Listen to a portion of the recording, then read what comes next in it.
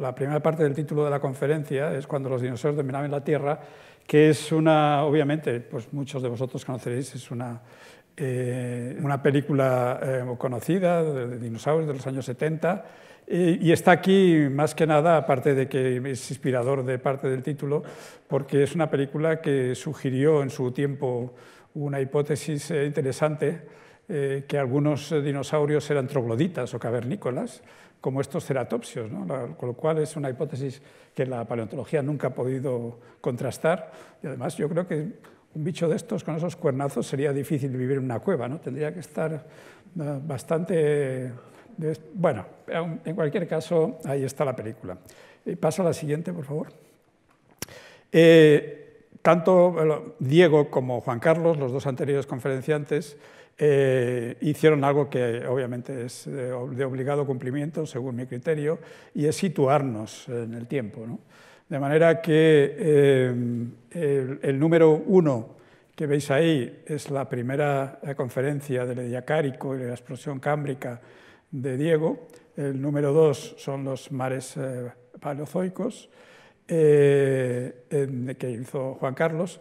Los verdes, más o menos. Fijaros que en mi caso, pues digamos, el comienzo de la era mesozoica es aproximadamente, bueno, es hace unos 250 millones de años, y el final de la era mesozoica es el Cretácico, y en una gran extinción, es la extinción esta de 66 millones de años, y a partir de aquí el 4 es la próxima conferencia de Jorge, que es digamos, Jorge Morales, la gran radiación, sobre todo de los mamíferos placentarios, y finalmente la última conferencia, que será impartida por José Mari Bermúdez de Castro, sobre la aparición de Homo sapiens. De manera que una vez que tenemos ya esta posición, pues pasamos ya digamos, a la presentación.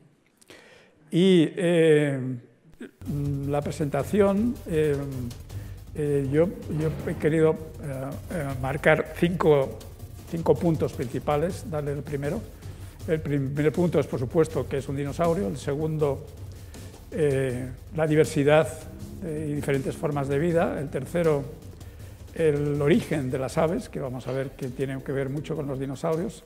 El cuarto es la crisis de extinción, los que nos dejaron los dinosaurios y muchos otros seres vivos.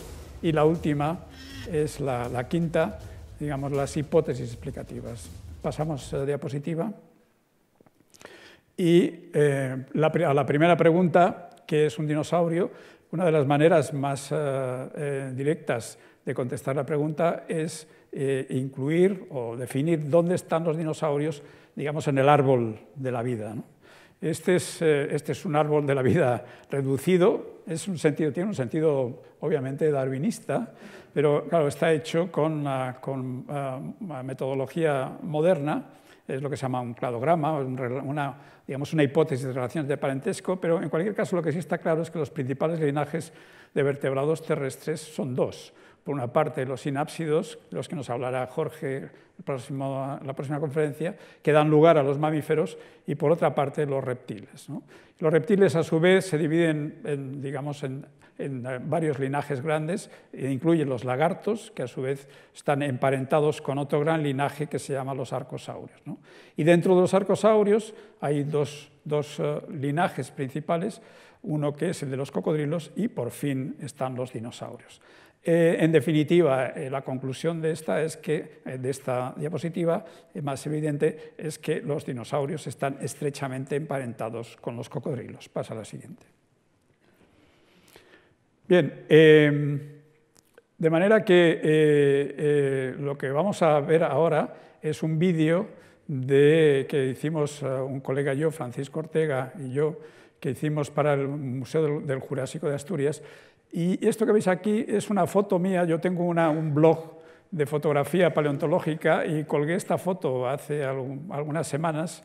Y esto no es un dinosaurio, es un ancestro de los cocodrilos, ¿no? Se llama Saurosuchus, es del Triásico de Argentina. Y fijaros, este chaval, que es uno de los que sigue en mi blog, me dijo: pero bueno, chaval, ¿qué me estás contando? Esto no es un cocodrilo, esto es un dinosaurio. Pues claro, evidentemente tienen esa relación de parentesco, implica que tienen semejanzas, pero la verdad es que, como vamos a ver ahora en el vídeo, las diferencias entre, no solamente craneales, sino postcraneales sobre todo, las diferencias entre el linaje de los cocodrilos y los dinosaurios es muy evidente. Los dinosaurios como Herrerasaurus se caracterizan por un conjunto de novedades evolutivas propias. Es decir, que no aparecen ni siquiera en organismos próximamente emparentados con ellos, como Prestosuchus, un antepasado de los cocodrilos.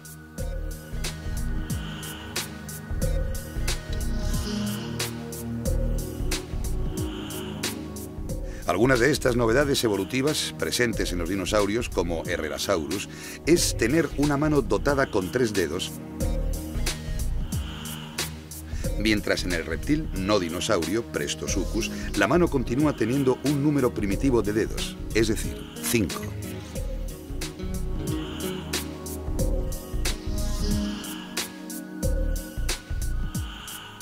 Otra novedad evolutiva presente en los dinosaurios es poseer un sacro que incorpora 3 o más vértebras, mientras Prestosuchus retiene la condición primitiva, es decir, tener 2 vértebras sacras.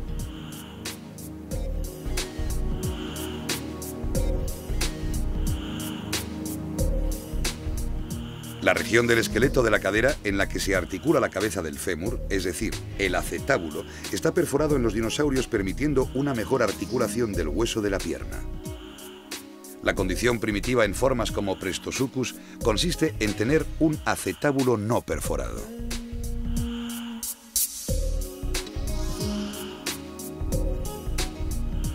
Uno de los huesos del tobillo de los dinosaurios, el astrágalo, presenta una proyección ascendente que lo ancla a los huesos de la pantorrilla. El astrágalo de Prestosuchus es más pequeño y no está unido tan estrechamente a la pantorrilla como en los dinosaurios. Este conjunto de caracteres convierte a los dinosaurios en el grupo de vertebrados con más éxito evolutivo durante el Mesozoico. Por ejemplo, las modificaciones del tobillo, el número de vértebras sacras y la perforación del acetábulo son caracteres directamente implicados en una mejora de las capacidades locomotoras de los dinosaurios respecto a sus ancestros. Fijaros que todas estas características lo que permiten es una versatilidad enorme en la marcha de los cocodrilos. Es decir, un cocodrilo puede marchar con sus patas, pero digamos rozando la tripa con el suelo. Puede marchar en lo que se llama el high walk, la marcha alta, que es esta que veis aquí en este cocodrilo. Y incluso puede, lo que veis aquí, puede galopar, cosa que probablemente pues, no todos los cocodrilos pueden galopar, pero bueno, en determinadas formas sí, ¿no? Pasa a la siguiente, por favor. En cambio, en los dinosaurios, aparte de todas esas diferencias que hemos visto, hay 2 cosas que son muy evidentes también, y es que el fémur está completamente verticalizado y la articulación del pie es muchísimo más simple. En definitiva, todas estas caracteres esqueléticos lo que nos están indicando es que hay, lo que también acababa un poco el locutor del vídeo, es que hay una diferencia esencial. No sé si ahora yo diría que era una mejora con respecto a los sistemas de locomoción de los ancestros, pero por lo menos es un sistema nuevo, es decir, es una novedad evolutiva nueva con respecto a los caracteres generales de locomoción. Un colega mío, que es Francisco Ortega, también se le ocurrió una analogía hace unos años que a mí me parece muy oportuna, y es comparar estos 2 tipos de marcha entre el linaje de los cocodrilos y el de los dinosaurios, de los cocodrilos, que es muy versátil, con un coche todoterreno, ¿no? Que es capaz de marchar por cualquier parte, mientras que los dinosaurios tendrían la marcha de un coche deportivo, es decir, es mucho menos versátil, pero da una potencia en un momento determinado mucho mayor, una estabilidad también mucho mayor y una velocidad de crucero mucho mayor, ¿no? Esos son, yo creo que, en honor a la verdad, las diferencias esenciales. La siguiente diapositiva. Bien. Esta es una reconstrucción que hicimos también para este Museo del Jurásico de Asturias, que es una reconstrucción del ancestro hipotético de todos los dinosaurios, ¿no? Obviamente, pues se trata de un pequeño bípedo, corredor, por supuesto, es carnívoro y tiene una capacidad determinada de manipulación. Obviamente, del paso de la actitud cuadrúpeda o de la marcha cuadrúpeda a la bípeda, tiene sus ventajas, y una de las ventajas es que las manos te quedan para hacer cosas, es decir, cosas que no estén necesariamente relacionadas con la locomoción, y los dinosaurios ancestralmente tienen esa capacidad de manipulación. La siguiente. Bien, ahora vamos a pasar digamos, una vez que hemos definido qué es un dinosaurio, vamos a pasar a la diversidad, ¿no? Es decir, ¿cuántas formas diferentes hay de dinosaurios? Por supuesto, no vamos aquí a dar la lista de las 600 géneros que se conocen de dinosaurios, sino simplemente vamos a dar una noción general, ¿no? El esquema es igual que el de antes, es decir, es un esquema, es una hipótesis de relaciones de parentesco que nos permite, como el de antes, clasificar a los seres vivos, ¿no? Fijaros que básicamente en este esquema lo que podemos ver son tres radiaciones evolutivas grandes, que son, por una parte, los dinosaurios ornitisquios, por otra parte, los dinosaurios sauropodomorfos y, por otra parte, los dinosaurios terópodos, que incluyen a las aves, como veremos luego, ¿no? Estos son los terópodos no avianos y las aves. Bueno, fijaros que lo que vamos a ver son un poco estos 4 tipos diferentes de la radiación de los ornitisquios, que son básicamente dinosaurios fitófagos, dinosaurios herbívoros. Pasa a la siguiente, ahora sí. Los estegosaurios son, en principio, un grupo relativamente bien conocido, no es que haya muchos fósiles, pero bueno. Bueno, los estegosaurios en general pertenecen a un grupo que se llaman dinosaurios acorazados. Tienen típicamente 2 filas de huesos de origen externo, es decir, del exoesqueleto o del dermatoesqueleto, que puede ser básicamente o bien placas o bien espinas, ¿no? Y las espinas pues pueden, digamos que con esa combinación de placas y espinas tienes numerosos géneros diferentes. Pasa a la siguiente. El otro gran grupo de dinosaurios acorazados son los anquilosaurios, ¿no? En los cuales, digamos, toda la zona acorazada es mucho mayor. Incluso hay algunos anquilosaurios que tienen una especie de maza terminal, que podría ser un arma defensiva o ofensiva. Y si vemos el cráneo incluso tiene los huesos normales, pero además tiene otros huesos extra, digamos, que cubren el cráneo. Además, el cráneo de estos animales es como una especie de caja fuerte, absolutamente impenetrable. Si le das a este vídeo de aquí, vamos a ver un TAC de otro género de dinosaurios, anquilosaurios, que se llama Euplocephalus, y fijaros que tiene algunas cuestiones curiosas, como por ejemplo un aparato nasal, digamos, absolutamente enorme, con unos pasajes aéreos realmente muy notables, que acaba, vamos a ver si conseguimos que siga dando la vuelta, que acaba en una zona que es esta zona roja, que es una especie de divertículo olfatorio, ¿no? Es decir, que estos bichos, desde luego, sí no andarían obviamente a mucha velocidad, eran presas, obviamente, de carnívoros muy grandes, pero, por supuesto, al menos pues sabemos que podrían olerlos a distancia, lo cual sería una ventaja para las presas. Pasa a la siguiente. El grupo de los ceratopsios es uno de los grupos más conocidos gracias a la popularidad de este animal, que se llama Triceratops. Se caracterizan por estos cuernos encima de los ojos, encima de la nariz, una proyección posterior del cráneo que probablemente serviría, porque son animales gregarios, para comunicarse con individuos de su propio rebaño, y la aparición de un hueso supernumerario, digamos, que es el rostral. En realidad estos bichos tenían un pico muy parecido al pico de un loro. Paso a la siguiente. Y también tenían pico de loro, otro linaje de dinosaurios ornitisquios que se llaman ornitópodos, ¿no? Este es un representante muy típico de ese linaje, es el género Iguanodon, que es probablemente el dinosaurio más abundante en todo el Cretácico inferior de Europa occidental, incluido España. Es decir, en España tenemos muchísimas evidencias de este animal, ¿no? Dale para que aparezca otra cosa en la misma diapositiva. Eso es. Esto es una curiosidad simplemente, a lo mejor lo habéis visto alguno, la película de Walt Disney Dinosaurio del año 2000, en el cual el protagonista es un iguanodon, que es este bicho, que se llama Aladar, que es el protagonista, y que curiosamente los dibujantes de Disney decidieron eliminarle el pico a este. Probablemente porque estos bichos hablan en la película, ¿no? Entonces, hablar con un pico, los loros lo hacen, ¿no? Pero a lo mejor es difícil, ¿no? Entre otras cuestiones. Pasa a la siguiente, por favor. Bien, yo creo que una de las maravillas que tienen estos dinosaurios ornitópodos, sobre todo las formas más derivadas de dinosaurios ornitópodos, es el sistema de masticación. Vamos a ver primero, dale a la vaca, eso, cómo mastica un mamífero, un mamífero fitófago, herbívoro, los alimentos.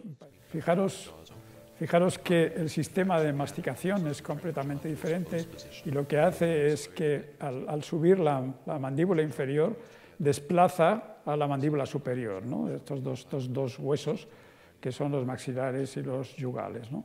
Si lo adelantas un poquito hasta el final, lo vemos en una vista interna que se ve mucho mejor aquí. Fijaros cómo esta es la hipótesis que se llama el movimiento pleurocinético y que básicamente actúa de una manera probablemente tan funcionalmente eficaz como una vaca como un camello, pero con un sistema completamente diferente, ¿no?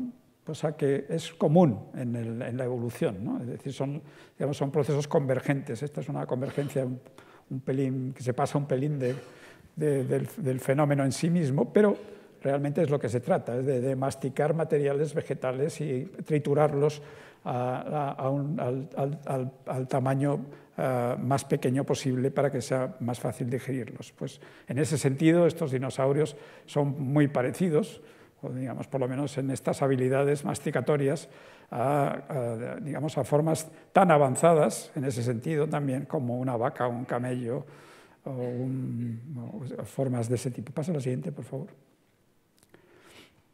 Bueno, estas técnicas del TAC, ¿no? De la tomografía axial computarizada, han permitido, como hemos visto, ver el interior de los cráneos de dinosaurios y de otros muchos animales del registro fósil, por supuesto, y en este caso lo que nos permitió es ver cómo es la estructura interna de una proyección enorme, esta proyección puede medir 1 metro de longitud, de un animal también gregario que se llama Parasaurolophus, ¿no?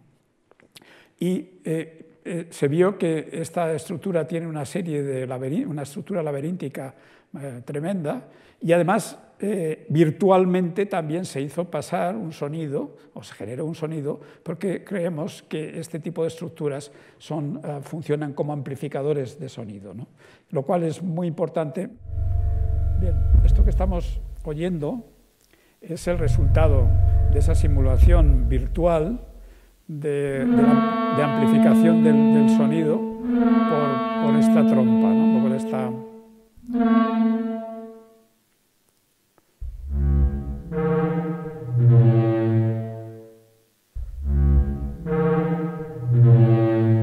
Estos sonidos a mí me recuerdan a una tuba o algo así, ¿no? Es decir, que son sonidos de baja frecuencia, es decir, son sonidos probablemente de comunicación de unos individuos con otros. Y igualmente, sabemos que estos animales, estos hadrosaurios, tienen rebaños literalmente de miles y miles de individuos, es decir, rebaños inmensos. O sea que probablemente ese tipo de comunicación, lo mismo que la comunicación visual que hemos visto en los triceratops, en esas plataformas, pues serían de gran importancia. Bueno, vamos a acabar esta parte de la diversidad viendo los sauropodomorfos y los terópodos. Pasa a diapositiva, por favor.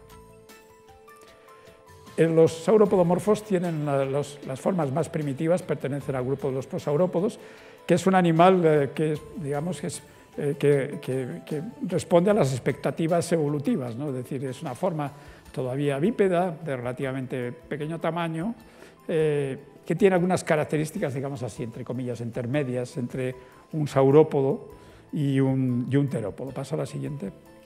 Los sauropodomorfos saurópodos son, por supuesto, eran animales realmente impresionantes. Este es un género español, se llama Turiasaurus, que se encontró hace pocos años en la provincia de Teruel. Es un animal que, para que os hagáis una idea, el húmero mide prácticamente 1,80 m, es igual que la altura de este señor, y su peso estaría entre las 40 o 50 toneladas, es decir, eran bichos que podían ser realmente muy grandes, sobre todo obviamente para un animal terrestre. Pasa a la siguiente. Los saurópodos eran animales herbívoros, fitófagos, y el tipo de plantas que consumían es variable, es decir, que habría una diferenciación de nicho, es decir, diferenciación de regímenes en especies incluso que convivieran en el mismo espacio, y la diferencia de dieta, de plantas, pues se puede estimar por muchos factores, ¿no? La forma del cráneo, la longitud del cuello, etc. Y uno de los factores más evidentes es la morfología de los dientes, ¿no? En este caso, este es el género Camarasaurus. Estos dientes son de forma espatulada, son muy anchos, son como muelas, ¿no? Más o menos equivalente a las muelas de los mamíferos, y probablemente sería un animal folífago, es decir, comedor de hojas y de brotecitos y cosas así, a diferencia, por ejemplo, de animales como Diplodocus, que a lo mejor os suena alguno, que serían probablemente animales de plantas de porte mucho más bajo. Paso a la siguiente. Bien, y todos los dinosaurios carnívoros están, en principio, pertenecen al grupo de los terópodos, ¿no? Esta es una reconstrucción de otro dinosaurio español, se llama Concavenator. Es un carnívoro de talla media, de unos 6 metros de longitud y unos 500 kilos de peso, que se encontró en la provincia de Cuenca, pero digamos del Cretácico inferior, hace unos 125 millones de años, y es uno de los dinosaurios de su tipo más completo que se conoce en todo el mundo, ¿no? Fijaros, todas estas zonas de colores que están en el CT scan de este cráneo de Tyrannosaurus son senos, es decir, son senos, son aberturas, puedes quitarlo ya, por favor. Son aberturas, son zonas huecas, ¿no? del cráneo, ¿no? Bueno, recordad que nosotros también tenemos nuestros senos, ¿no? Tenemos unos senos nasales, otros senos aquí en la cara, ¿no? En el caso de los dinosaurios, estos senos probablemente tendrían funciones parecidas a los senos que tenemos los seres humanos u otros primates, ¿no? Pero lo que sí está claro es que probablemente lo que harían sería calentar el aire que va hasta los pulmones, humidificar el aire, en fin, a toda una serie de factores, ¿no? Y lo que sí es muy evidente es que los vertebrados, que realmente son los reyes de los lugares vacíos o del vaciado de sus cráneos, obviamente esos son las aves. Paso a lo siguiente. De manera que aquí tenemos ya una primera evidencia de la estrecha relación de parentesco entre los dinosaurios, terópodos no avianos y las aves, ¿no? Las aves actuales pertenecen, se conocen unas 10.000 especies de aves actuales, pertenecen todas a un grupo que se llama neornitas, y está claro que ese éxito evolutivo del grupo probablemente se debe, al menos en parte, a un éxito increíble que es la adquisición del vuelo, ¿no? Cosa que no es, ya podéis imaginar, que no es nada fácil en la historia evolutiva bueno, no es nada fácil, ni siquiera nosotros tenemos aviones, pero vamos, obviamente no es nada fácil volar, ¿no? Paso a la siguiente. Bien, pasamos entonces directamente al origen de las aves y lo que vamos a intentar es ver un vídeo, que también lo hicimos Francisco Ortega y yo para el MUJA, para el Museo Jurásico de Asturias, comentando las semejanzas entre el ave más antigua que conocemos, que es Archaeopteryx, de hace 140 millones de años, y un ancestro cercano de las aves, de los dinosaurios, que se llama Deinonychus.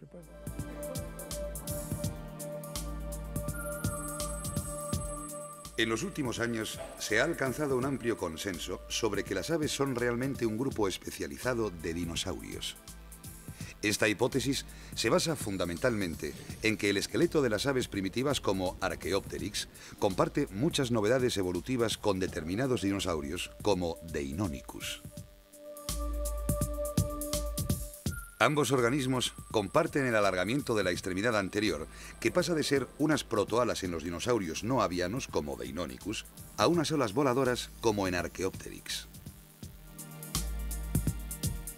Otro carácter compartido es la presencia de un huesecillo en forma de media luna en la muñeca, lo que permite una especial movilidad en la mano que las aves utilizan para plegar sus alas. Ambos organismos se caracterizan por la fusión de las clavículas en una estructura exclusiva denominada fúrcula. En las aves, la fúrcula ayuda a la aireación de los pulmones durante el vuelo. Otro de los caracteres que comparten algunos terópodos no avianos como Deinonychus con las aves es la disposición hacia atrás de uno de los huesos de la cadera, el pubis.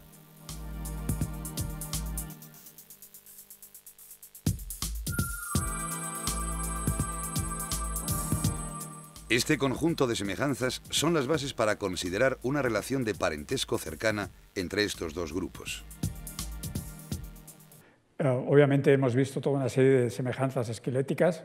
Está claro que los dinosaurios, en su condición prácticamente ancestral, los dinosaurios son funcionalmente tridáctilos en los pies, es decir, tienen 3 dedos. Lo podemos ver en las huellas de dinosaurios y también en las huellas que esta gallinita, que supongo que no habrá sido tratada posteriormente muy bien, ha dejado aquí en este cemento fresco, ¿no? Pasa a la siguiente. Todas las aves, bueno, hay una gran mayoría de aves, hay algunas que tienen los pies modificados, pero en la mayor parte de las aves, incluso en un pingüino, realmente tenemos 3 dedos en los pies. Incluso podemos aquí ver en este GIF animado un pajarillo aquí que está despreocupadamente sentado con sus compañeros en esta cerca y les vemos perfectamente sus 3 deditos. Pasa al siguiente. Las aves, obviamente, son bípedas, es decir, no conocemos ninguna ave cuadrúpeda y eso es también otra condición ancestral en los dinosaurios. Pasa al siguiente. Y estos son argumentos básicamente osteológicos, pertenecientes al esqueleto, pero también tenemos argumentos que se basan en las faneras, es decir, en las producciones de la piel, en este caso, las plumas. Tenemos muchísima evidencia de que existen dinosaurios completamente emplumados, como es el caso de este animal, Sinornithosaurus del Cretácico chino. Pasa a la siguiente. Lo que pasa es que si vemos en detalle cómo son las plumas, o protoplumas, si queréis, de estos dinosaurios, de estos ancestros primitivos de las aves, en realidad no son como las plumas actuales, ¿no? Es como una especie de pelo, se parece más al pelo que tenemos los mamíferos que a las plumas. Pasa a la siguiente. Lo que pasa es que evolutivamente, digamos, desde animales que estaban cubiertos completamente con este pelo pluma o pluma pelo, mejor, prácticamente desde la cabeza hasta la punta de la cola, pasamos en unos millones de años a animales que tienen plumas absolutamente indistinguibles de las plumas de las aves actuales. Lo que ocurrió básicamente es que a lo largo de una serie de tiempo, digamos, desde estas plumas filiformes se reunieron en un ramillete. Bueno, vamos a ver esto ya. Fijaros que las plumas de este dinosaurio son completamente semejantes a las plumas actuales de un ave actual, ¿no?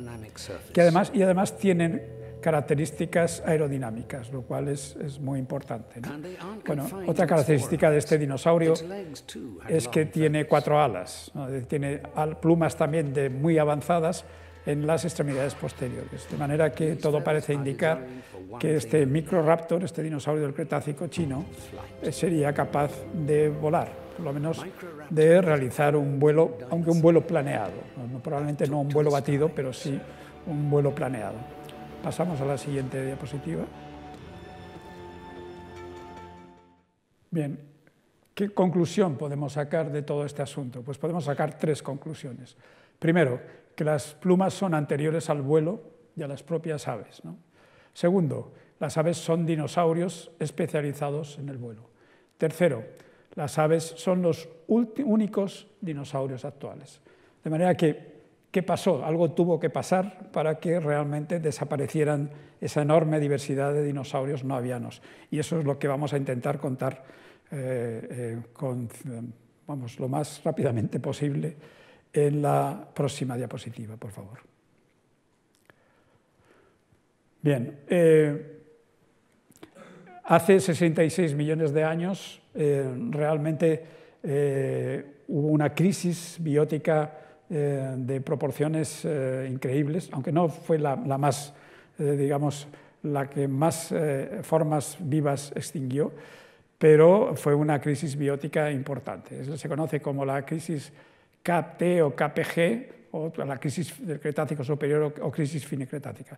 Esto es el mundo tal y como creemos que era al final del Cretácico, entre unos 90 y 80 millones de años. Fijaros que es un mundo muchísimo más, en general, muchísimo más acuático que el actual. Paso a la siguiente. Y lo que sí sabemos a partir del registro fósil es que esta gran crisis, esta gran extinción en masa, hizo que desaparecieran el 75% de las especies que tenemos registradas, tenemos controladas en el registro fósil. Y se fueron multitud de formas diferentes de vida, ¿no? Entre ellos, unos cefalópodos que constituían probablemente la biomasa mayor de todos los ambientes marinos y oceánicos durante millones y millones de años, ¿no? Es decir, los amonites desaparecen. Creemos que su forma de vida sería parecida a la de un pariente actual, que es el Nautilus. Curiosamente, el Nautilus es una forma más primitiva que los amonites, de manera que en este caso desaparecen las formas más primitivas, más evolucionadas o más derivadas, que son los amonites, y se han mantenido hasta la actualidad las formas más primitivas, como es el caso del Nautilus. Paso a la siguiente. Desaparecen también otros cefalópodos que se llaman belemnites.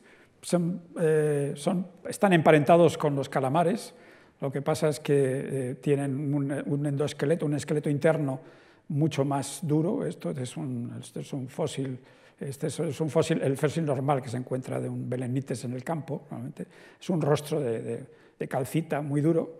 Me estaba imaginando que si uno se comiera los bocatas de calamares que habitualmente hace, y a alguien se le olvidara quitar los rostros de calcita, probablemente saltarían varios dientes, ¿no? O sea que habría que tener cuidado con los bocatas de belemnites. Paso a la siguiente.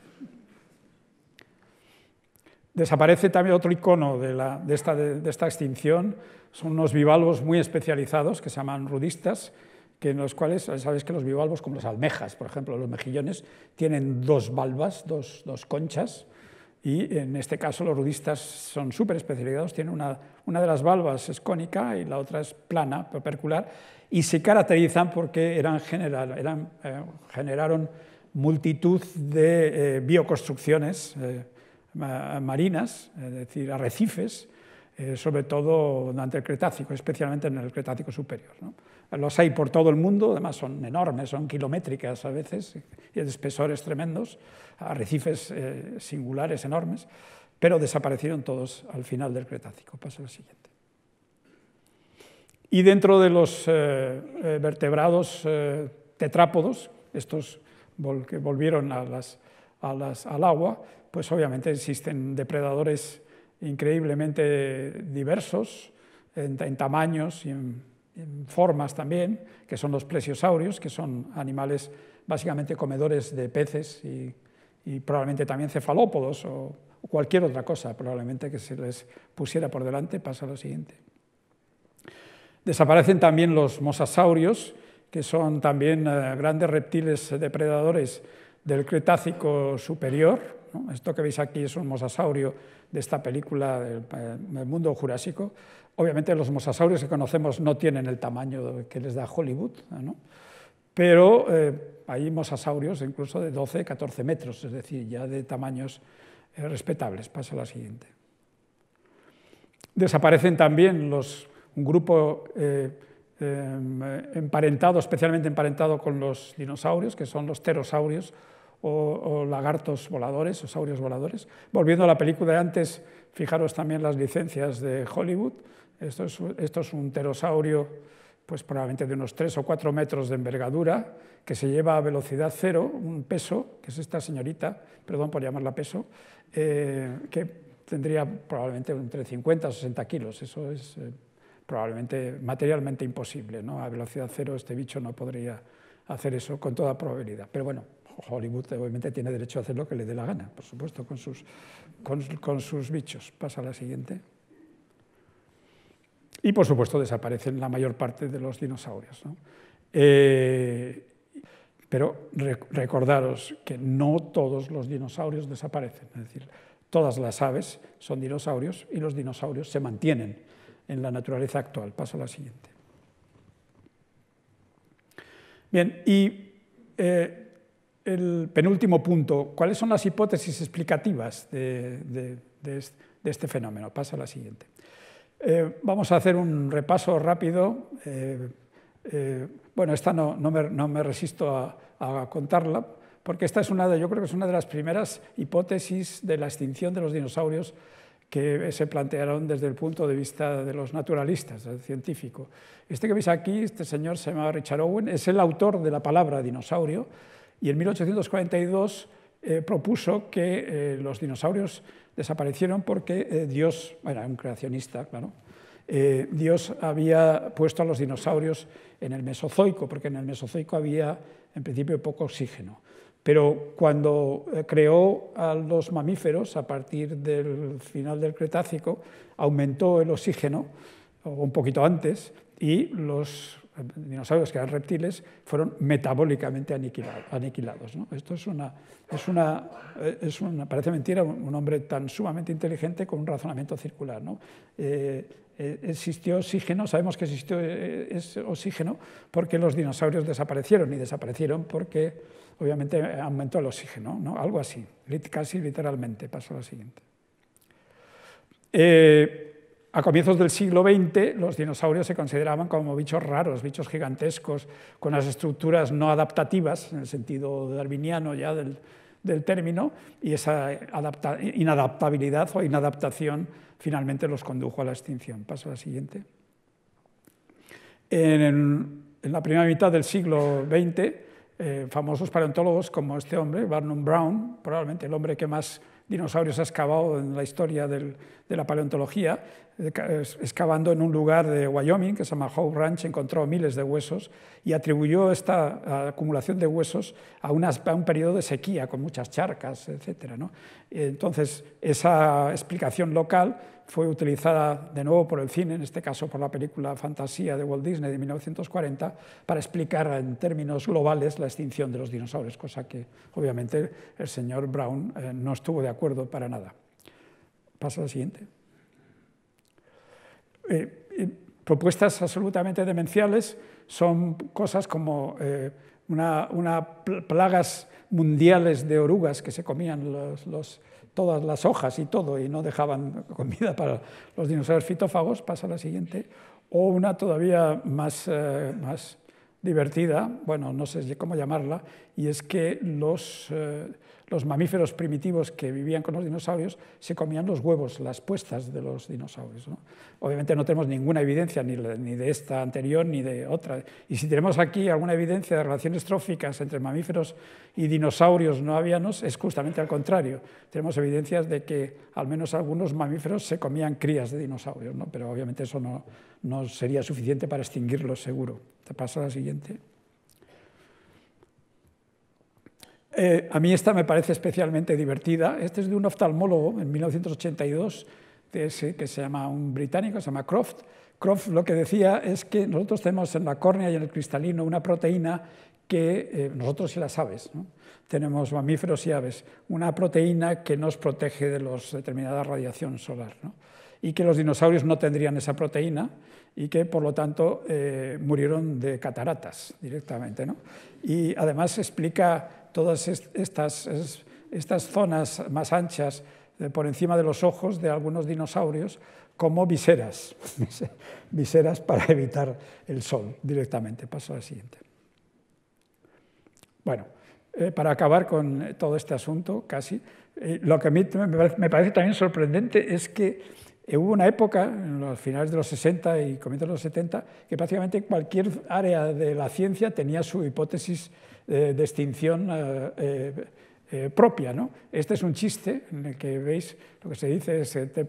Radfield Burke, químico, es la única persona en toda la ciencia que no tiene una teoría sobre la extinción de los dinosaurios. Y es prácticamente literal, es decir, todo el mundo opinaba y además, digamos que parecía como si los paleontólogos estuviéramos allí como invitados de piedra, ¿no? Fue una época curiosa esta. Pasa a la siguiente. Y claro, por supuesto, por no hablar de otras extinciones más raras, otras propuestas como el ataque de hombrecillos verdes en platillos volantes. Esto que veis aquí es el Enterprise, ¿no? No sé por qué el Enterprise, a lo mejor alguien dijo que el Enterprise de alguna forma también atacaba a los dinosaurios, cosa que yo no me creo, ¿no? Del Capitán Kirk, si alguno lo habéis visto en la primera serie original de Star Trek, vamos, eso no lo haría ni loco. Paso a la siguiente. Falta de espacio en el Arca de Noé, que también es una hipótesis que se ha barajado a veces de forma muy seria. Pasa a la siguiente. Noé, como no tenía espacio para los dinosaurios en la primera arca, hizo una segunda arca. Esta es la Noah Number 2, pero tuvieron muy mala suerte y se encontraron directamente con un meteorito que acabó con la segunda arca, ¿no? Pasa a la siguiente. Y los creacionistas actuales creen que Noé realmente salvó a los dinosaurios, pero que después de salvarlos, pues prácticamente fueron extinguidos por sobrecaza, ¿no? Y los seres humanos cazamos a los dinosaurios, y esto es lo que se opina y se dice en este Creation Museum en Petersburg, en Kentucky, ¿no? Pasa a la siguiente. Bueno, vamos por un momento ya a ponernos serios y en la actualidad lo primero que hay que decir es que las causas de extinción de los dinosaurios serían probablemente las mismas que generaron la extinción de todo el resto de organismos, ¿no? Y hay tres hipótesis que yo creo que están muy bien contrastadas.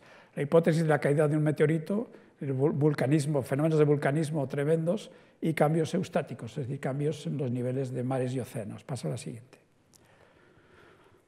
Esta es de la película Deep Impact, pasa a la película, y yo creo que da una idea bastante buena de cómo podría ser el impacto de un meteorito en aquella época, que tendría unos 10 o 15 kilómetros de diámetro, que cayó en el mar, sabemos que cayó en el mar, y generó un tsunami que en principio podía tener incluso decenas de metros de altura. Bueno, hay evidencias muy claras de que en la costa norte de la península de Yucatán, en México, hay un cráter que además lleva un nombre muy mexicano, que es Chicxulub, un cráter que tiene aproximadamente unos 150 kilómetros de diámetro y que está, cubierto por sedimentos. Está a una profundidad de entre 10 y 30 metros, de manera que tiene 150 metros de diámetro y unos 20 metros, bueno, quería decir kilómetros, 150 kilómetros de diámetro y unos 20 kilómetros de espesor. Pasa a la siguiente. Una de las consecuencias de este impacto fue la aparición de, como vamos a ver ahora, prácticamente en toda la Tierra, de lo que se llama la capa límite. Y esta capa límite es una capa de margas muy oscura, que aparece prácticamente en todo el mundo, ¿no? Tiene un tamaño centimétrico y tiene dos características que son importantes. Primero, un aumento en un elemento, que es el iridio, que es un elemento de la tabla periódica del grupo del platino, que no se conoce en esta proporción en la corteza terrestre, por lo tanto tiene que proceder del espacio exterior. Y además, un aumento también en la capa esta de hollín. Y este hollín, con toda probabilidad, procede de los enormes incendios forestales que generó el impacto. Paso a la siguiente. En los últimos años, equipos muy especializados, ya con mucha información y muy multidisciplinares, han hecho trabajos tan buenos como este que vemos aquí, en el cual se levantaron toda una serie de columnas estratigráficas en lugares cercanos y distantes al punto de impacto que es esta estrella negra, ¿no? En los lugares más cercanos encontramos en los sedimentos lo que esperaríamos encontrar, es decir, por ejemplo, cientos de metros de cascotes, ¿no? Cascotes de la desintegración, de la ruptura de la roca impactada y del meteorito, ¿no? En cosas más cercanas encontramos depósitos de tsunamis, ¿no? Y en zonas muy alejadas solo vemos, obviamente, la capa límite, de manera que esta evidencia a mí me parece completamente definitiva. Paso a la siguiente. La siguiente hipótesis son enormes erupciones volcánicas que sucedieron en un lugar de la India, del norte de la India, que se llama los basaltos del Deccan, ¿no? Estos basaltos son magmas de mucha profundidad. Se calcula que la extensión de los basaltos de 1,5 millones de kilómetros cuadrados y el volumen de 500.000 de kilómetros cúbicos, ¿no? Pasa a la siguiente. Esto es por supuesto, es una abstracción, porque estas emisiones volcánicas no eran así, pero me ha parecido que este volcán era muy bonito. Y imaginaros que en los gases emitidos en estas emisiones volcánicas que duraron, probablemente hay gente que dice, da unas cifras de decenas de miles de años, pero hay gente que da cifras de centenares de miles de años. La cantidad de gases tóxicos y nocivos para la vida, el dióxido de carbono, gases sulfurosos, clorofluorocarbonos, ¿no? Los CFCs famosos que se utilizaban en las lacas y eso, que al final se prohibieron porque estaban acabando con la capa de ozono. Pues imaginaros eso, pero cientos de miles de años, ¿no? Algo realmente terrible. Pasa a la siguiente. Y esta es la última hipótesis, la hipótesis de que la Tierra cambia, pasamos de un mundo, como hemos visto antes, muy acuático, a un mundo muy terrestre, ¿no? Este esquemita es un esquema muy sencillo. Fijaros que en el eje horizontal tenemos el tiempo en millones de años y en el eje vertical el área emergida con respecto al área sumergida. Y fijaros cómo en el tránsito entre el Cretácico y el Terciario aumenta, por una regresión marina, aumenta enormemente el área emergida, aumenta en unos 30 millones de kilómetros cuadrados, que es equivalente a la extensión actual de África, para que os hagáis una idea, ¿no? Con lo cual, los cambios climáticos que se produjeron debieron ser tremendos. La conclusión es, bueno, hay una única causa, hay tres. Hay gente que dice que el meteorito lo explica todo. A mí me parece que las otras dos causas son también importantes y que todo, digamos, fue el causante de semejante, digamos, las tres causas a diferentes escalas de tiempo y con efectos diferentes también, pero fueron las tres responsables de la gran extinción. Paso a la siguiente. ¿Y qué pasa después de una gran extinción?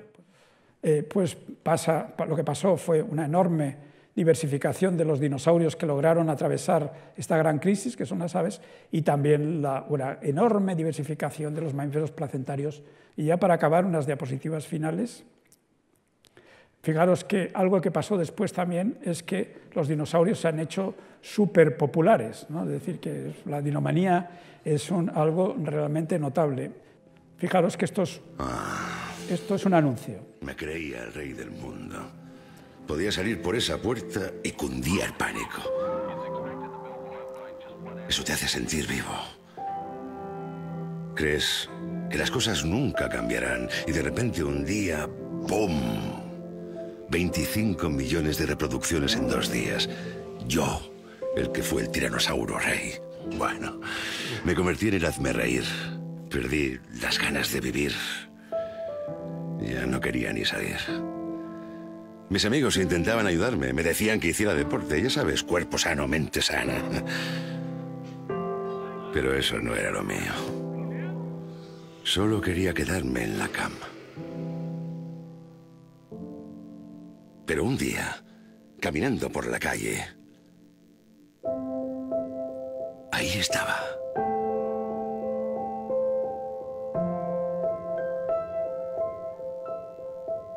No es fácil explicar lo que se siente. Magia. Eso es lo que sentí. Fue absolutamente mágico. De repente todo cambió. Y fue cuando me di cuenta de que he vuelto. ¿Os imagináis a los ejecutivos de Audi cuando le viniera un publicista diciéndoles: "Buf, os traigo un vídeo que os va a parecer, os vais a caer de espaldas, porque es magnífico"? ¿De qué va? Pues va de un tiranosaurio. ¿De un tirano qué? Pero vamos, que una cosa tan importante en nuestra economía y en nuestra sociedad como una prestigiosa marca de coches utilice un dinosaurio, significa, yo creo que significa muchas cosas. Y una última evidencia, eso es también de uno de los filósofos más importantes del siglo pasado y que es Homer Simpson, ¿no? En este caso, Homer Simpson se ha quedado borracho, como casi siempre, dentro de la cabeza de un dinosaurio, ¿no? Y hay dos policías que están tirando de él, y estos son los pies de Homer, ¿no? Y Homer desde dentro dice que dormir en la cabeza de un tiranosaurio no va contra la ley. Pasa la siguiente. Y uno de los policías le dice: "Señor, está usted dentro de un alosaurio". Pasa la siguiente. Y Homer responde: "Quiero hablar con mi paleontólogo". Bueno, pasa la siguiente, que es la última. Antes de deciros gracias, me gustaría que los que realmente estén interesados más en los dinosaurios tienen este libro que hicimos en PDF, que hicimos para una exposición de dinosaurios españoles que estuvo unos años en museos japoneses, y lo pueden, en principio, descargar de esta dirección, ¿no? Yo creo que incluso se puede apuntar la dirección, o incluso si se pueden hacer si tenéis teléfonos, se pueden hacer unas fotos a la pantalla. La vamos a mantener la pantalla un momentito mientras darle a lo último. Doy las muchas gracias.